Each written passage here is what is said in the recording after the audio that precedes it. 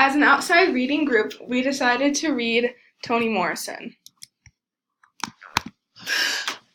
Toni Morrison was born in 1931 and is still alive today. Growing up in the classic African-American family in Ohio, Morrison was surrounded by traditional folk tales and African singing songs. Morrison enrolled in the traditional all-black college, Howard University, where she received a BA in English. Morrison worked many different jobs, including becoming the first black female senior editor at Random House in New York City. Her first novel, The Bluest Eye, was written by the time she was 39, and her second novel, Sula, 5 years later. It was her third novel, Song of Solomon, that brought her national recognition, winning the National Book Critics Circle Award. Then, in 1987, she wrote the first book of the Beloved trilogy, Beloved, which eventually won the Pulitzer Prize for fiction. The second novel, Jazz, was published 4 years later, and before she could publish the third, she won the Nobel Prize for Literature. In her acceptance speech, she spoke of the importance of storytelling, referencing back to her Ohio roots where her black heritage was celebrated instead of repressed. The third novel in the trilogy was Paradise, published in 1997. This was not, and still is not, the end of Toni Morrison's career in writing.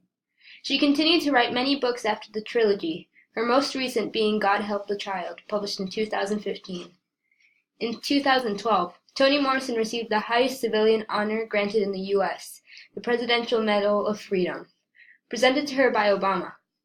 Toni Morrison is a living, breathing Nobel Prize winner, and there are plenty reasons why she is well deserving of the honor. Most prominently, she uses various techniques in order to portray the diversity and complexity of the lives of African Americans. Toni Morrison conveys powerful messages in each of her novels, and her messages become even stronger through her compelling and artistic use of language. She does this through a variety of approaches, including the naming of her characters, the use of symbolism and imagery, and narrating her stories in intriguing ways.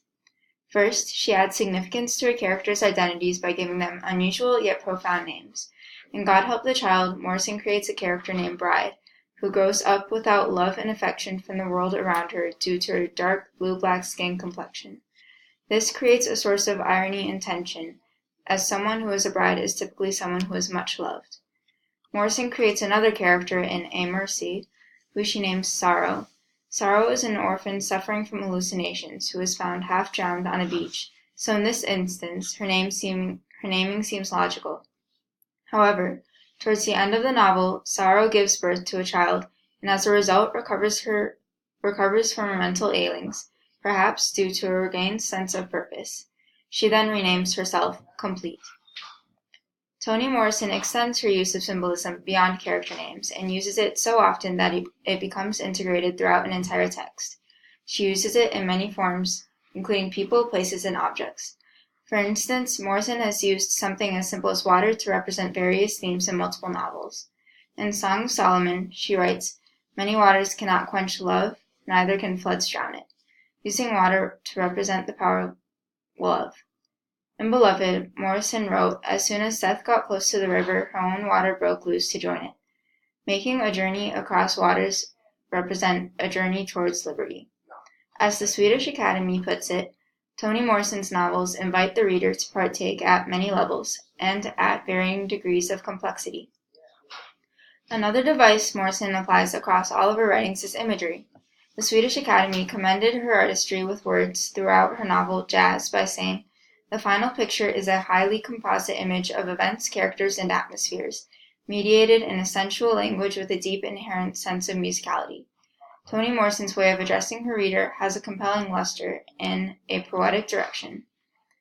This demonstrates her ability to write beautifully to the extent that by the end of reading a novel, the reader becomes entirely absorbed in the intricately crafted worlds that Toni Morrison creates through her great use of imagery. Lastly, Toni Morrison shapes the way she tells her story based on what the story is about. For example, Swedish Academy professor Stuart Allen said that in her latest novel Jazz, Toni Morrison's approach is similar to the style in which jazz is performed. Morrison's ability to drastically change her narrative styles from book to book speaks to her expertise in storytelling. Also, for the novels that she has written in first person, She noticeably writes from the character's standpoint, using speech she feels the character would have used. In The Bluest Eye, Pauline is an old and uneducated black woman who gets negative attention for her strong Southern accent. Morrison narrates from her perspective, writing, "When I first seed Charlie, it was like all the bits of color from that time down home, when all us children went berry picking after a funeral." In A Mercy, Morrison captures the illiteracy of Florence, a black enslaved girl, in 1690, when she writes, "I am become wilderness, but I am also Florence, in full, unforgiven, unforgiving." In a sense, Florence's broken English manages to simplify language to draw out the most important ideas, creating powerful speech. Through these 4 original and advanced uses of character naming, symbolism, imagery, and narration, Toni Morrison creates exemplary deliveries of her exemplary stories and the crucial ideas they contain.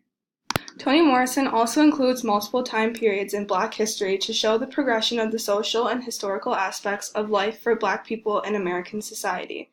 She goes back in time to tell the story of African Americans during the years where they were persecuted and discriminated against. In his Bakewent speech, Professor Sture Allen, permanent secretary of the Swedish Academy, stated that Toni Morrison regards the African presence in her country as a vital but unarticulated prerequisite for the fulfillment of the American dream.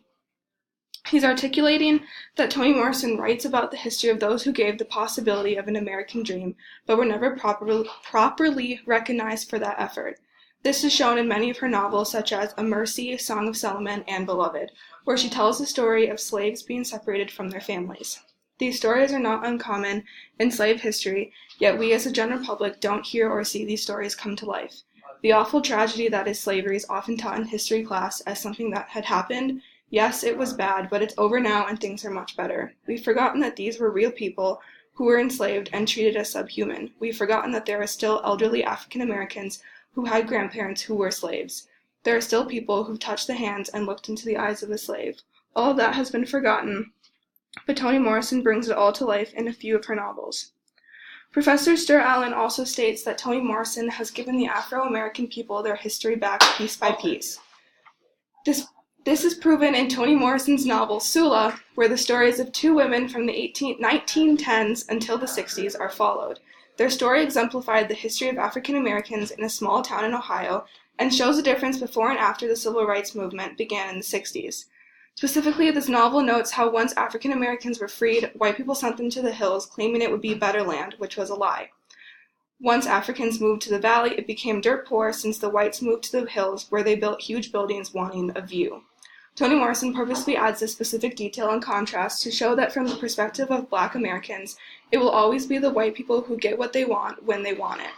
Morrison continues to write about the stories of African Americans across different time periods to showcase each individual struggle and changes that come with time.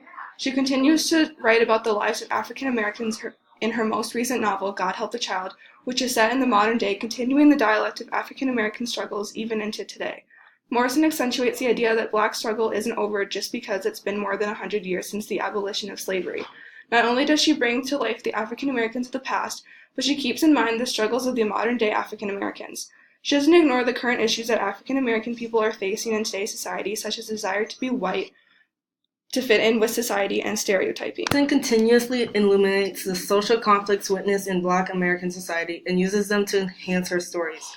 The issues stem from the cliches and prejudices about Black people, and through her writing, she is able to incorporate them into the characters and the plots, not by utilizing them as criticism, but by interpolating them into a bigger picture. In her novel, The Bluest Eye, she represents the father figure, Choli Breedlove, as the typical aggressive and violent Black man who takes out his anger on the people, especially women, in his life. However, this portrayal isn't meant to be taken negatively and at the surface level. Morrison creates a connection between his character and the past that created it. He suffered and was traumatized because of it, and that reflected on him as an adult man and a father. She provides a background that allows us to look past the aggressive, violent Black man and helps in understanding and sympathizing with his character. She also makes use of Black male stereotypes, specifically the no-father figure notion in her novel Beloved. The protagonist, Seth, was a freed slave who had to raise her kids on her own. However, her having to raise her kids on her own without a man to act as a father doesn't make her vulnerable and ashamed. She instead is independent and devoted to her children and also learns to put a guard up. Morrison's inclusion of the no father figure stereotype doesn't focus on the struggle and negativity that it seems to project, but actually encourages the development of a stronger, determined Black female character. Skin color has always been this uniting issue within the Black community. Due to white beauty standards being shoved onto African Americans, having lighter skin is seen as better and more beautiful among Black people. Colorism is a focus of her 2015 novel God Help the Child. The protagonist's bride is born extremely dark, midnight dark, and because of it, she's degraded throughout her childhood and even hated by her own mother. Her mother's sweetness discusses how being lighter in skin color proved to have better advantages in society. Furthermore, in an interview with NPR, Morrison claims that this is really skin privilege. The ranking of color in terms of its closeness to white people or white-skinned people and its devaluation according to how dark one is and the impact that has on people who are dedicated to the privileges of certain levels of skin color. However, the novelist doesn't just mention colorism as a part of conflict in her works. She explores deeper into colorism and how they shape the character as the story progresses. Again, in God Help the Child, Bride encounters the pessimism of colorism as a child, but that builds her character as a powerful, proud Black woman. Morrison also flips the script of colorism and has dark skin become the more appreciated and admired characteristic, seen through how everyone is fascinated by Bride in her adult life. Toni Morrison has broadened the use of social conflicts outside of writing in her stories. Her purpose for writing is to write specifically for the Black audience, to express the bigger relationship Black people have with the complexity of their culture and society. In an article by the New York Times, it is stated that Morrison's audience, which included young male rappers who used her lines in their lyrics and older Black women who fanned themselves with the covers of her books, were still perceived to be non-readers and largely dismissed as part of the literary conversation. Morrison is able to use this notion that the Black audience were non-readers to make her writing centered on this African American experience and the predicaments that come with their culture. When interviewed for the Paris Review, she announces, "I would like to write novels that were unmistakably mine, but nevertheless fit first into African American traditions, and second of all, this whole thing called literature." Morrison does bring African Americans into the literary circle, but also makes them a priority, which isn't done enough in American society because of biased assumptions. And finally, Professor Stuart Allen quotes the Nobel Prize presentation piece, "My project rises from delight, not disappointed," which emphasizes Morrison's goal to write for and about the Black Americans and their culture, instead of criticizing the lack of comprehensive literature for them. Her novels do just that.